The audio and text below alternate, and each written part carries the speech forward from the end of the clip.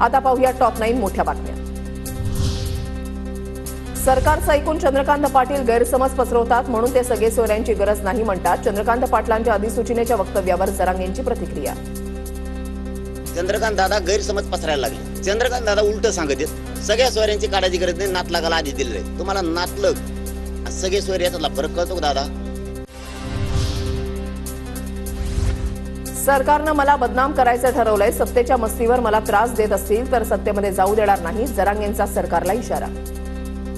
13 तारखेपर्यंत शंभूराजे साहेबांवरती विश्वास टाकलेला आहे। 100% आम्हाला ओबीसीतून आरक्षण मिळत। आमच्या मागणीप्रमाणे सगळ्या सोयऱ्याची अंमलबजावणी आमच्या व्याख्याप्रमाणे सरसकट मराठ्यांना कुणबी प्रमाणपत्र द्यावेत ही पहिल्या दिवसापासून मागणी बदललेली नाही।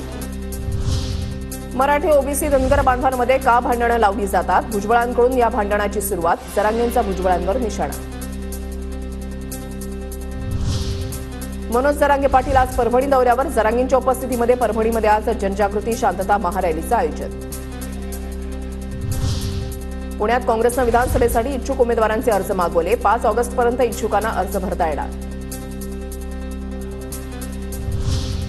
बारामतीच्या काटेवाडीमध्ये शरद पवार तुकोबांच्या पालखीचं स्वागत करणार। काटेवाडीमध्ये धोत्राच्या पायघड्या घालून पालखीचं स्वागत होणार, तर दुपारी पार पडणार मेंढ्यांचं गोल रिंगण।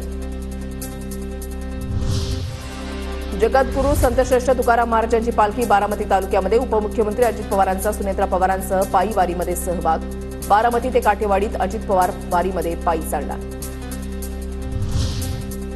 वाशिम जिल्ह्यामधल्या महाविकास आघाडीच्या पदाधिकाऱ्यांनी घेतली जयंत पाटलांची भेट।